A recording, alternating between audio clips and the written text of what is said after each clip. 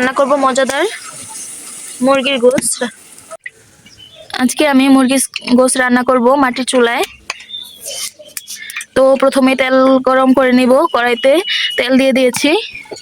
এরপর আমি পরিমাণ মতো পেঁয়াজ দিয়ে দিব। পেঁয়াজগুলো এখানে কুচি করে নিয়েছি, এখন আমি দিয়ে দিব।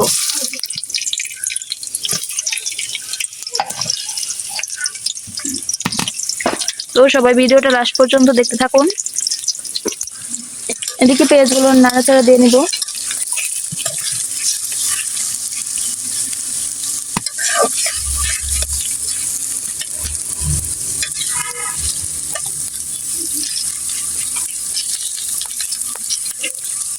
আমার ভিডিওটা ভালো লাগলে সবাই লাইক করবেন, কমেন্ট করে জানাবেন কেমন হয়েছে রান্না, এবং সাবস্ক্রাইব করে পাশে থাকবেন।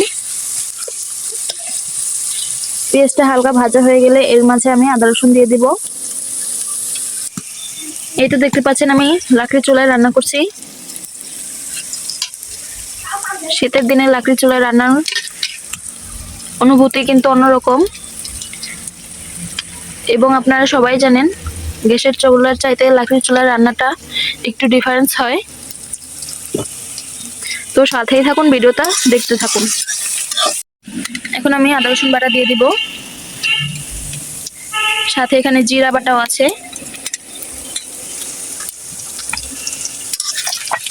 এটা একটু হালকা ভেজে নিব। তো লবণ দিয়ে দিব,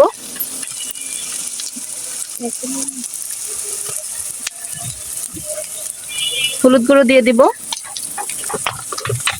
মরিচ গুঁড়ো দিয়ে দিব। এরপর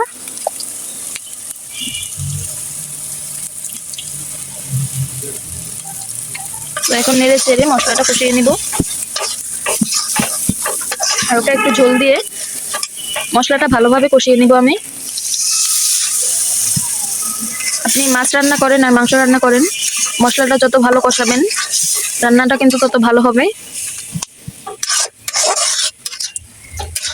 এখন এই মশলাটা আমি কষিয়ে নিব, এরপর গোশতগুলো দিয়ে দিব। এই তো মশলাটা কষানো হয়ে গেছে প্রায়, এবার মুরগির গোশতগুলো দিয়ে দিব আমি। মশলাটা আমি ভালোভাবে কষিয়ে নিয়েছি।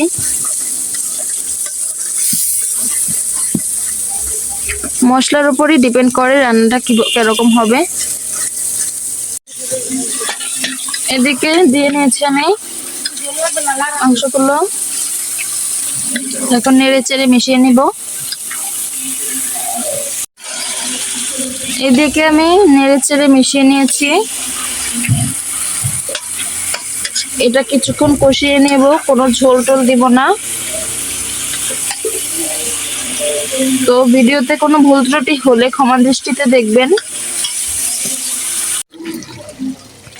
এই তো মশলাগুলো কষিয়ে নিয়েছি, এখানে কিন্তু আমি একটু পরিমাণও ঝোল দিয়ে নিই। যে ঝোলটা বের হয়েছে সেটা দিয়ে আমি ভালোভাবে কষিয়ে নিয়েছি মাংসগুলো। তো এখন অল্প একটু ঝোল দিয়ে তারপরে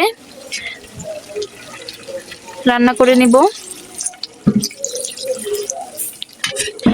এটা দিয়ে আমি আরো কিছুক্ষণ চুলায় ঢেকে রেখে দিব এখন। এরপরেই আমার রান্নাটা হয়ে যাবে। তো আমার চ্যানেলটা সবাই সাবস্ক্রাইব করে দিবেন নতুন নতুন আরো রান্নার ভিডিও পাওয়ার জন্য। এই তো আমার রান্না শেষ হয়ে গিয়েছে। তো সবাই বলবেন কেমন হয়েছে, আর সবাই আমার চ্যানেলটি সাবস্ক্রাইব করে দিবেন। ভিডিওটি ভালো লাগলে লাইক কমেন্ট করবেন।